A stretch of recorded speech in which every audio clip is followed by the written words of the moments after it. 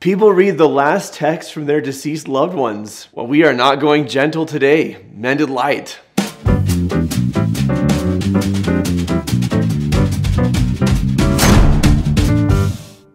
This therapist reacts raw. Maddie, my producer, gives me things that I've never seen before, and I just react in real time. So here we go. I feel like I'm probably gonna cry. Oh, do I hit play? Should I hit play? Okay.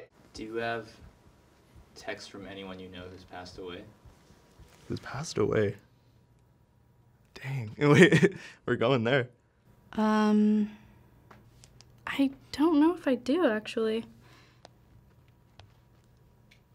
Let me find it. This is definitely a real thing. My mom passed away suddenly, and ever since I don't save text, I save voicemails. I always have at least one voicemail from my dad on my phone in case anything ever happens to him, so I can listen to his voice whenever I want. Because when she passed away, that was the saddest thing to me, is that I deleted all of her voicemails, because at that time they were just voicemails. Like, yep, got it, got the voicemail, deleted, called her back, whatever. So this I can totally relate to, saving these types of things. I don't have a lot of texts from him, but I have texts from my dad. He used to pick me up from school a lot, so it's more like, oh, like, I'm parked in handicap, it's 3:30, and I was like, I just got out. And then, like, one time I was in the mall, and I was in a dressing room, and then he was like, hurry up, we're gonna leave you. And I was like, okay, I'm coming out right now. Just these things that remind you that they are real, that they existed. The last text he sent me was, hurry up. And then I just said, like, we're on our way. You think, like, well, that wouldn't be a text that you would save, but yeah, absolutely. February 16th, 2017. Yeah. And he passed away April 19th, 2017. Wow. There was this girl I knew. She had a heart attack in her sleep. She said, where am I picking you up from today? I said, I'll probably go back to my house. She said, thanks, Joe. I said, I'm here for you anytime you need me. And she said, right back at you. Just these simple exchanges. It was from my teacher. That means this person existed. AP photo teacher. I was in some 8 a.m. writing class, and it was really boring. But I saw something outside the window that I really wanted to take a picture of. And I told her I was too embarrassed to go stand up. It was in the middle of class. She was like, it doesn't matter how other people feel, just take the shot. And then that was one of the last messages that she sent. So your teacher told you to stand up in somebody else's class and go take care of it? That's awesome. I don't know, it just resonated with me afterwards. With my grandma, I used to call her every day. We mostly call in my family. We like to hear each other's voices. What would you text her? I think the last thing I said to her was actually something I said after she passed away because I was really mad. So I texted it to her. I found more old clothing I wanted to upcycle with you. I can't do that now because you wouldn't go to the frickin' doctor. I got a speeding ticket on my way home from school a week after you passed away. I just wanted to be alone from the world and wanted to do that as soon as possible, and now I have to show up in court. I'm not doing... So I'm blaming you that I got a ticket because you went and died.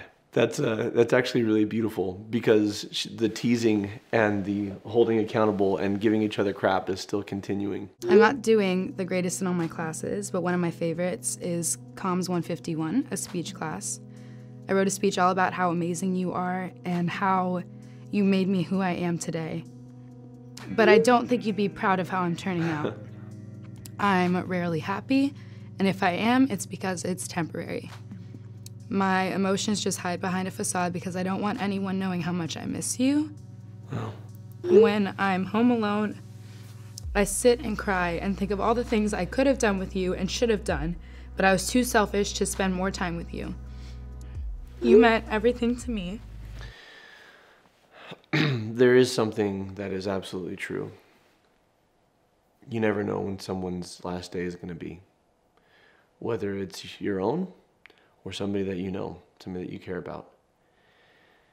It's always best to make amends. It's always best to spend that little extra bit of time. When my mom passed away, I had a sister who was devastated because there were some things that were left unsaid. Take the time. Take the time for the people that you care about. Let them know you love them. Spend the time with them. Not only because you never know if it's going to be their last day or your last day, but also just because you'll have a more rich and fulfilling life that way, even if nothing happens for a long time. But I was too selfish to spend more time with you. You meant everything to me, and I wish you could have taken better care of yourself, or that I should have known better. I love you so much, and I always think about you, always. I want you to know that. Oh, I also got what you said to me on my 16th birthday tattooed on my arm, so you're with me at all times. I want you here, but I know you can't be, so just know I love you so, so much, beyond words can describe. It's beautiful and sad. She keeps coming back to how she wanted her grandma to take better care of herself. And she's mad at her because she didn't. Her grandma was probably coping with life the best way she knew how. You know, we're all imperfect, and I think it's natural to be angry because in her mind, her grandma's behavior now means she doesn't have her grandma. When she transitions to having compassion for her grandma and why she lived the way she lived and what the barriers were for her to taking care of herself, she'll be able to forgive her grandma and let go. And at a certain point in the healing process, it still stings a bit, but most of what you're left with is the positive and the gratitude that this person was ever in your life in the first place. He passed away really suddenly, like he literally just had a heart attack and he passed away. I remember I was mad because he's had a heart attack before and he like survived a car accident, so I just thought he would survive this one. But it didn't happen this time and it was really hard. I just wish like I could have said like, you know, bye, like before he went out to the park or like before I went like out with my friends, because we both left early that morning. I don't know, they said they were gonna put him in a coma, he'd be awake in 36 hours, and he wasn't awake. The wishing that you could have said goodbye is very common. The suddenness of death sometimes just hits us. You know, sometimes people get old and we see that they're gonna pass and we have plenty of time to prep for it, and other times it's just in an instant. You know, there's that song, Live Like You Were Dying. There's also Live Like Everyone Else Is Dying Too. If there's something between you that needs to be amended, if there's apologies that need to be made, if you need to reconcile, do it now, because they could be dying too, you know? Or if you just need to say I love you or I appreciate you, whatever you are not saying because you'll do it later, say it today. So she didn't show up to work literally a month before she passed away. And I go, you didn't work today? Must have been a nice day off. I'm glad that you're doing okay. I love checking in on you, heart. And then she goes, thank you so much, love you too. And she always did like capital XX and then OO every time. But she didn't go to work, so that should have been a red flag, but I didn't think anything of it. Sometimes it feels like he didn't pass. And like, my brother has this one voicemail from him, and like, it's really cute. And I remember when we first listened to it together, because like we found it on his old phone, we just started crying. It was so bad. Yeah. Do you have that voicemail on your phone? Anytime I hear my mom's voice, same thing. Hey Matthew, this is Clark, your dad. I just wanted you to, can you bring in the saw and the hedge trimmer inside the house? It was raining. I don't know if it got messed up in the backyard. Can you bring in your tripod? That's not even weird. Yeah. It's not even an I love you voicemail or a tender moment voicemail. It's like, hey, can you bring this in the house? But she hears that, and she hears the voice and the inflections, and she can imagine the mannerisms that go with it. I mean, the person that you love is 1,000 tiny little things all added up into one. It's important to take the pictures. It's important to save the videos and the texts and the voicemails. I have handwritten letters from my mom and notes, like on Post-it notes, like I'm proud of you, or go get them today, or you know, you're gonna do great. And for me, it's seeing her handwriting. I know exactly what her handwriting looks like. So I have those in a keepsake box, and a couple times a year I get them out and I just kind of sit with them, because I get to feel like she's close just sitting with it. That's my dad's voice.